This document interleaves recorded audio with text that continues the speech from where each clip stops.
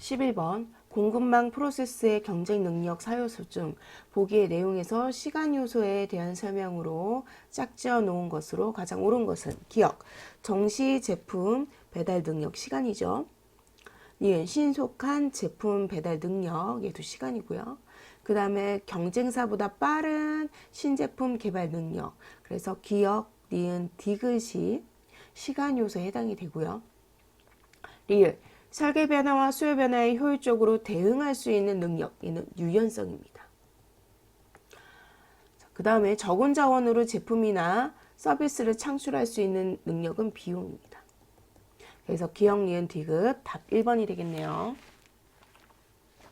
12번 물류 거점을 설계할 때 고려되어야 할 비용 지표에 대한 설명으로 옳지 않는 것은 1번 고정 투자 비용은 일회성 고정 비용이다. 맞죠? 2번 재고 비용은 안전 재고가 증가함에 따라 발생한다. 얘도 맞고요. 3번 물류 거점 수가 증가하면 1회당 수송 거리도 길어진다 라고 했는데 얘는 이제 서서히 감소하다가 어느 수준이 되면 오히려 증가합니다. 그래서 3번이 틀렸고요. 그 다음에 개별 물류 거점의 규모가 커지면은 변동 운영 비용도 커집니다.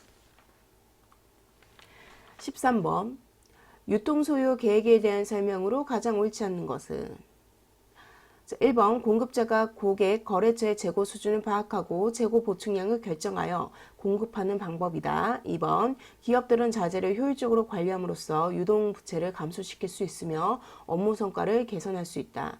3번 다단계 유통 체계를 갖는 공급망에서 고객 거래처의 수요에 따라 필요한 수량을 필요한 시기에 공급하는 방법이다.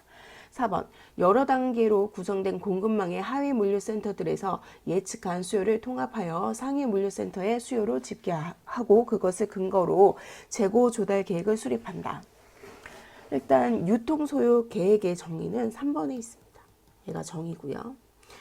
다단계 유통 체계를 갖는 공급망에서 이제 고객 거래 수요에 따라 필요한 수량을 필요한 시기에 공급하고요. 그 다음에 이제 2번이 장점이에요. 예, 이제 기업들이 자재를 효율적으로 관리할 수 있대요. 장점이고, 그 다음에 유동부채도 감소시킬 수 있으니까 좋은 점이겠죠. 그 다음에 4번. 여러 단계로 이렇게 쭉 해서 나중에는 조달 계획을 수립하는 거죠. 요거는 과정입니다. 과정. 그래서 뭐 절차, 수립하는 절차라고 보시면 되겠고요. 그 다음에 1번. 공급자가 자, 여기 재고 수준을 파악하고 재고의 보충량을 결정해서 공급하는 거죠. 그래서 공급자가 해주는 거기 때문에 얘는 공급자 관리 재고입니다.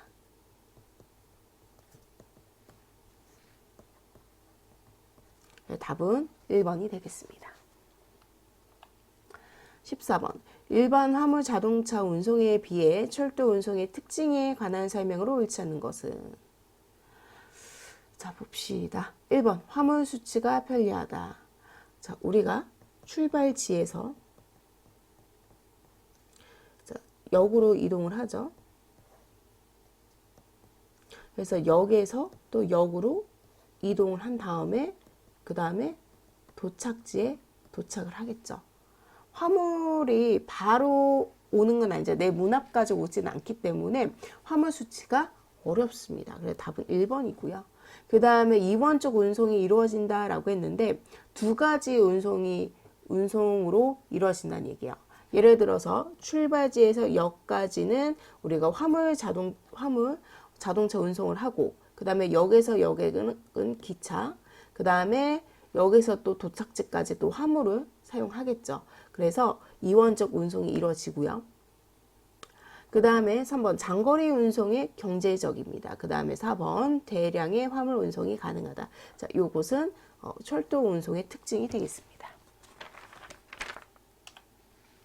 15번 창고 배치의 기본 원리 중 화물의 형태나 건축 구조에 제약이 있을 경우 공간 효율을 높이기 위한 방법으로 가장 적절한 것은 1번 모듈화 규격화의 고려입니다. 답은 1번이고요.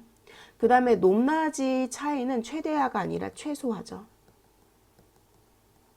그 다음에 3번 흐름 방향의 직진성으로만 경로 설계인데 얘는 이제 화물 흐름에 대한 내용이에요. 그래서 3번은 아니고요. 그 다음에 4번 물품, 사람, 운반기기의 역행 교차 없애기는 안전과 효율이 관련이 있겠죠. 16번 보기의 내용에 해당하는 출고 업무 프로세스로 가장 적절한 것은 출고 지시서에 따라 창고에 보관된 재고에서 해당 물품을 꺼내는 활동입니다. 얘는 피킹이죠. 그래서 답은 3번이고요. 자, 분류는 뭐냐면 피킹 다음에 이루어지죠. 그래서 얘는 피킹 물품을 고객별, 차량별, 지역별로 분류를 합니다. 자, 그 다음에 출고 지시는 출고 계획에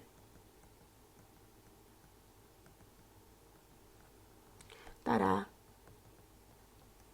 출고 지시서를 발행을 하고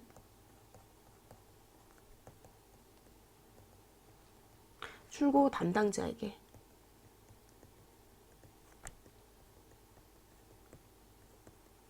출고 지시를 합니다.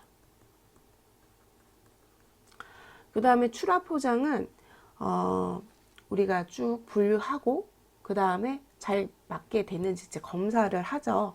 그래서 검사한 후에 출고 검사 이후에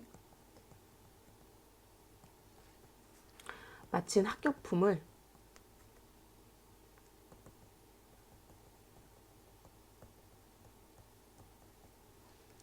운송 손상이 없도록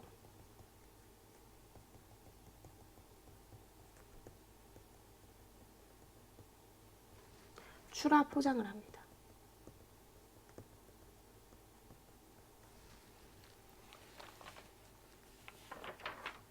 17번 보기는 가격의 결정 방식에 대한 사례이다. 이와 같은 사례에 해당하는 가격의 유형으로 가장 적절한 것은 A 자동차는 1년 전 출시한 그랜토 모델의 새로운 버전을 곧 출시할 예정이다. 이에 따라 기존 모델의 재고 차량은 제조업체와 판매 대리점 간의 협의 없이도 일정 수준으로 가격이 인하되었으며 이는 동일 업계 전반에서 자연스럽게 형성된 가격 범위 내에서 이루어졌다. 그래서 보면 얘는 개정 가격에 대한 설명입니다. 그래서 답은 4번이고 자, 1번의 시중 가격은 시장 전체 움직임에 따라 시장 전체 움직임에 따라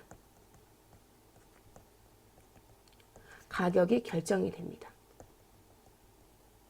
그래서 뭐 수요가 많아지면은 당연히 비싸지겠고 공급이 많아지면 당연히 싸지겠죠. 그래서 이런 것들은 뭐가 있냐면 뭐 야채라든지 어류라든지 또는 뭐 꽃, 생화 같은 것들이 여기에 해당이 되고요.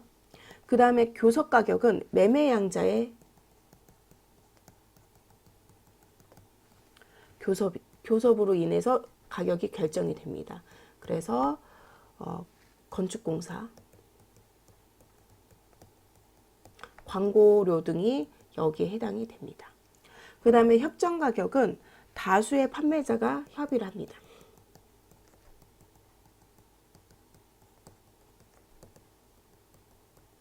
협의를 해서 가격이 결정이 되고요. 보통 공공요금 등이 여기에 해당이 됩니다. 18번 보기에서 원가 계산의 목적으로 모두 나열한 것을 고르시오. 자, 원가 계산 목적으로는 가격 결정, 개별 원가 산정, 원가 관리, 예산 편성 등의 목적이 있습니다. 그래서 답은 4번이 되겠네요.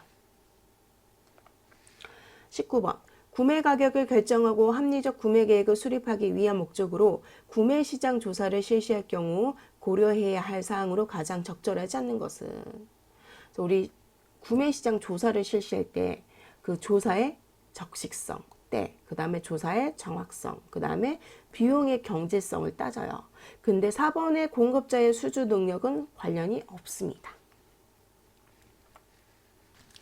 자, 20번. 보기는 주 생산 구매 방식에 대한 설명이다. 이 사례에서 나타나는 구매 방식의 특징에 대한 설명으로 가장 적절한 것은 주 생산은 각 사업장별로 구매팀을 별도로 운영하고 있다.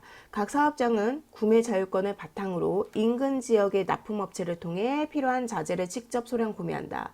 최근 한 사업장은 현지 납품업체와 장기 협력을 통해 납품 지연 없이 원활히 자재를 확보하고 있으며 또 다른 사업장은 거래처 부족으로 원자재 확보 어려움을 겪고 있다. 자, 얘는 사업장별 분산 구매입니다. 그래서 1번 구매 일원화를 통해 협상력이 향상된다. 이거는 본사와 관련된 내용이고요. 본사 집중 구매의 장점이고요. 그 다음에 2번 자재 품목별로 전문 구매 전담 조직을 둘 수 있다. 그래서 얘는 품목별 집중 구매인데 얘도 본사와 좀 관련이 있다고 보시면 되겠습니다. 3번 중앙 통제가 가능하며 전체 자재 운영이 표준화된다라고 했는데 얘도 본사 집중 구매랑 관련이 있고요. 4번 긴급 대응에 유리하나 공급처 부족 시 문제가 생길 수 있다. 답은 4번이죠.